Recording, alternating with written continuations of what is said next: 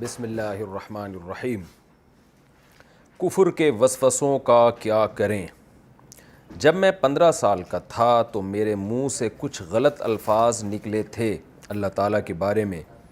ابھی جب میں نے 5 وقت نماز کی پابندی شروع کی ہے اور توبہ کی ہے تو وہ چیزیں مجھے بہت ستاتی ہیں، کہیں میں کافر تو نہیں ہو گیا؟ اس بارے میں میری رہنمائی فرمائیں۔ دیکھو بھائی، جب آپ نے زبان سے ایسی غلط باتیں نکال دی ہیں اور توبہ کر لی آپ نے، تو اب ان کو بھول جائیں۔ علماء کہتے ہیں شیطان جو ہے نا، پہلے تو انسان سے گناہ کراتا ہے۔ ایک جرم تو یہ انسان شیطان کی بات میں آ کے گناہ کر لیتا ہے۔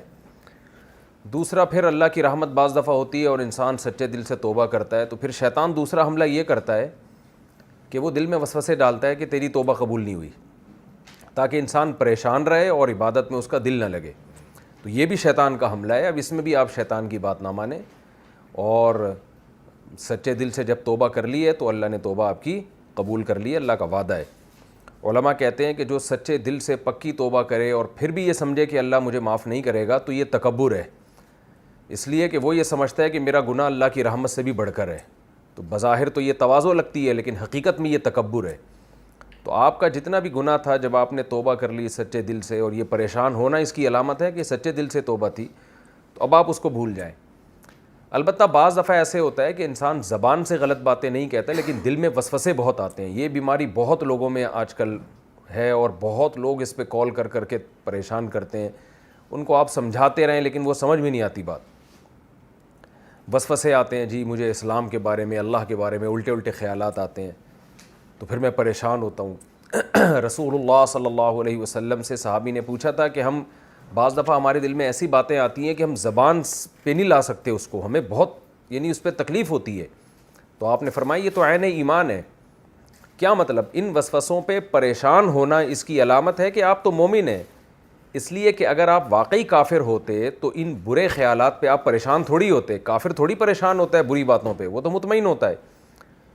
تو یہ جو دل میں اللہ کے بارے میں، اسلام کے بارے میں، نبی کے بارے میں، قرآن کے بارے میں، حدیث کے بارے میں الٹے الٹے خیالات آتے ہیں اور انسان کو اس سے تکلیف ہوتی ہے، تو یہ تکلیف اس کی علامت ہے کہ یہ پکا مومن ہے۔ اگر یہ کافر ہوتا ہے اس کو تکلیف نہ ہوتی۔ تو اب ان وسوسوں کا علاج کیا ہے؟ ان کا علاج یہ ہے کہ ان کو لفٹ کرانا چھوڑ دیں۔ نہ کسی سے اس کے بارے میں سوال کریں، نہ کسی مولانا صاحب سے پوچھیں، نہ مفتی صاحب سے پوچھیں۔ یہ آ رہے ہیں، آنے دیں، ان کو نکالنے کی بھی کوشش نہ کریں۔ دل سے جو خیال زبردستی نکالنے کی کوشش کی جاتی ہے وہ نکلتا نہیں ہے، بلکہ دل میں اور زیادہ وہ خیال گھستا ہے۔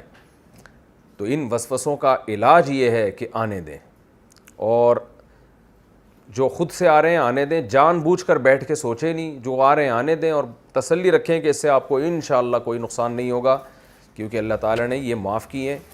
لا یکلف اللہ نفسا الا وسعها، اللہ نے ہمیں ہماری طاقت سے زیادہ کا مکلف نہیں بنایا۔ دل پہ کس کا اختیار ہوتا ہے؟ ہاں، زبان سے غلط بات نہیں کرنی ہے، اپنے اعضاء اور جوارح سے، اپنے جسم سے برائی نہیں کرنی ہے، اور جو غیر اختیاری چیزیں دل میں آتی ہیں ان سے کوئی فرق نہیں پڑتا۔ اس طرح جب اور اپنے آپ کو بزی کریں، مصروف کریں۔ بعض لوگوں کو طلاق کے وسوسے شروع ہو جاتے ہیں، اس میں بھی ایک بہت بڑی ٹینشن ہے۔ شادی ہوئی اور بس کہیں میں طلاق نہ زبان سے نکال دوں، کہیں یہ نہ ہو جائے، تو پاگل ہو جاتے ہیں سوچ سوچ کے وہ۔ تو بھائی اپنے آپ کو دوسرے کاموں میں مشغول کریں۔ کوئی پاگل نہیں ہے جو خود بخود منہ سے زبان سے اس کے طلاق نکل جاتی ہے، اور لاکھوں کروڑوں لوگ شادی شدہ زندگی گزار رہے ہیں، تو ایسے تو خود بخود سب کے منہ سے نکلتی رہتی طلاقیں۔ تو اس لیے کچھ بھی نہیں ہوتا، اپنے آپ کو بزی رکھنا ہے، مصروف رکھنا ہے، تاکہ یہ وسوسے خود بخود انشاءاللہ ختم ہو جائیں گے۔ اور ختم نہ بھی ہوں تو ٹینشن نہ لیں اس کی، یہی اس کا علاج ہے، اور ٹینشن نہ لینے سے ہی ختم ہوں گے، یہ ٹینشن سے ختم نہیں ہوتے۔